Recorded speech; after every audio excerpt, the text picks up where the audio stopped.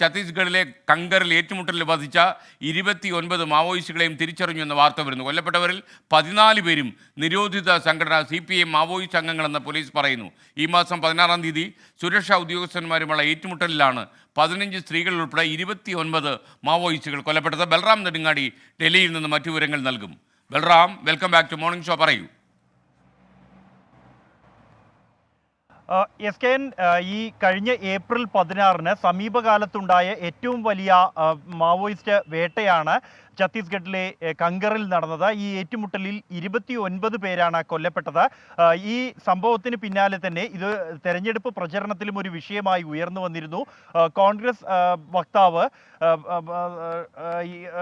ഇത് ഒരു വ്യാജ ഏറ്റുമുട്ടലാണ് എന്നും മാവോയിസ്റ്റുകളല്ല കൊല്ലപ്പെട്ടത് എന്നതടക്കമുള്ള ആരോപണങ്ങൾ വാർത്താ സമ്മേളനത്തിൽ ഉന്നയിച്ചിരുന്നു. കോൺഗ്രസ് വക്താവ് സുപ്രിയ ഷിൻഡെയാണ് ഇക്കാര്യം ഉന്നയിച്ചത്. ഇതിനെ പ്രതിരോധവുമായി BJP നേതാക്കൾ തിരഞ്ഞെടുപ്പ് പ്രചരണ വേദികളിൽ രംഗത്തെത്തി. ഇത്തരത്തിൽ വിവാദങ്ങൾ കൊഴുക്കുന്നതിനിടെയാണ് വിശദീകരണവുമായി ഛത്തീസ്ഗഡ് പോലീസ് രംഗത്തെത്തിയിരിക്കുന്നത്. കൊല്ലപ്പെട്ട 29 മാവോയിസ്റ്റുകളെയും തിരിച്ചറിഞ്ഞു എന്നും അതിൽ 14 പേർ CPI മാവോയിസ്റ്റ് എന്ന നിരോധിത സംഘടനയിലെ അംഗങ്ങളാണ് എന്നുമാണ് ഛത്തീസ്ഗഡ് പോലീസ് അറിയിച്ചിരിക്കുന്നത്. മറ്റ് ഉള്ളവർ ഇവരുടെ അനുഭാവികളും ഇവരോടൊപ്പം ചേർന്ന് പ്രവർത്തിക്കുന്നവരുമായ ആളുകളാണ് എന്നുമാണ് പോലീസിന്റെ വിശദീകരണം എന്നുള്ളത്.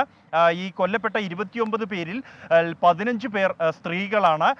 സമീപകാലത്ത് കഴിഞ്ഞ 2 മാസത്തിനിടെ തന്നെ ഛത്തീസ്ഗഡിൽ നിരവധി ഏറ്റുമുട്ടൽ മാവോയിസ്റ്റുകളും സുരക്ഷാ ഉദ്യോഗസ്ഥരും തമ്മിൽ ഉണ്ടായി.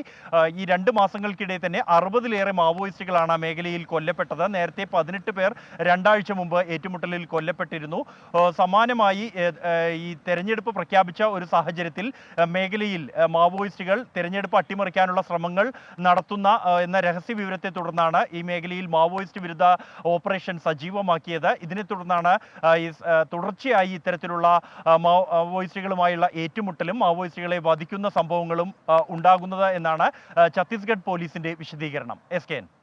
Okay, thank you. നമുക്കിപ്പോൾ ബൽറാം നെടുങ്ങാണിയാണ് ചേർന്ന്. PV രവികുമാർ പറയുന്നത് രാത്രി 10 മണിക്ക് സംപ്രേഷണം ചെയ്യുന്ന, ശനി ഞായർ മാത്രമേ ഉള്ളൂ കേട്ടോ, ഈ 10 മണിക്ക് സംപ്രേഷണം ചെയ്യുന്ന പരിപാടിയിൽ, ദി അഡ്വഞ്ചർ എന്ന പരിപാടിയിൽ മലയാളം ഒന്ന് സ്ഫുടമായിട്ട് പറയാൻ അവരോട് പറയണം. രവികുമാർ, ശരിക്കും പറഞ്ഞു കഴിഞ്ഞാൽ ഞാൻ മലയാളം എന്ന ലാംഗ്വേജ് നമ്മുടെ സംസ്ഥാനത്തെ എല്ലാ സ്കൂളുകളിലും പഠിപ്പിക്കണം. നമ്മൾ ഫ്രഞ്ച് പഠിക്കുന്നുണ്ട്, ജർമ്മൻ പഠിക്കുന്നുണ്ട്. അപ്പോൾ ഇതൊക്കെ പഠിക്കുമ്പോൾ നമ്മൾ മലയാളികൾ മലയാളം പഠിക്കുന്നില്ല. അത് കാരണം ഈ കുട്ടികളൊക്കെ വിദേശ നാടുകളിൽ എത്തിക്കഴിഞ്ഞാൽ പിന്നെ മലയാളം അവർക്ക് എഴുതാനും അറിയില്ല, വായിക്കാനും അറിയില്ല. പൂർണ്ണമായും മലയാളത്തെ വിസ്മരിക്കുന്നു അവർ. അങ്ങനെ ഉണ്ടാകാതിരിക്കാൻ, ഭാവിയിൽ മലയാളം എന്ന ലാംഗ്വേജ് അന്യമായി പോകാതിരിക്കാൻ നമുക്ക് ഒറ്റ വഴിയേ ഉള്ളൂ. നമ്മുടെ പള്ളിക്കൂടങ്ങളിൽ, അത് ഇംഗ്ലീഷ് മീഡിയം ആയാലും ഇൻ്റർനാഷണൽ സിലബസ് ആയാലും, കേരളത്തിലാണോ ഈ പള്ളിക്കൂടം പ്രവർത്തിക്കുന്നത്, മലയാളം കൃത്യമായി പഠിച്ചിരിക്കണം എന്ന ഒരു വകുപ്പുമായി നമ്മുടെ വിദ്യാഭ്യാസ വകുപ്പ് മുന്നോട്ട് വരണം എന്നാണ് എനിക്ക് പറയാൻ താല്പര്യം. അരുൺ മുട്ടട പറയുന്നു, സാർ, രാഷ്ട്രീയ പാർട്ടികൾ ടെലിവിഷനിലൂടെ ഇലക്ഷൻ പ്രചാരണം നടത്തുന്നത് പ്രോത്സാഹിപ്പിക്കണം. ഈ ഭിത്തികളൊക്കെ അലങ്കോലമാക്കിയും ഒട്ടിച്ച് ഓരോ സ്ഥലങ്ങളൊക്കെ ചീത്തയാക്കിയൊക്കെ തെരഞ്ഞെടുപ്പ് കാലത്ത് പ്രശ്നങ്ങൾ ഉണ്ടാകുന്നു എന്നാണ് അരുൺ മുട്ടട പറയുന്നത്. അരുൺ പറയുന്നത് കൃത്യമായ കാര്യമാണ്. ഞാൻ പറയുന്നത് ഈ സ്ഥാനാർത്ഥികളൊക്കെ ഇലക്ഷൻ സമയത്ത് ഈ ടെലിവിഷൻ സ്ക്രീനിലൂടെ മത്സരിക്കുന്നതാണ് ഏറ്റവും നല്ലത്. അവർ സംവാദത്തിലൂടെ അവർ ചെയ്യാൻ പോകുന്ന കാര്യങ്ങൾ പറഞ്ഞാൽ ആളുകൾക്ക് മനസ്സിലാവുമല്ലോ.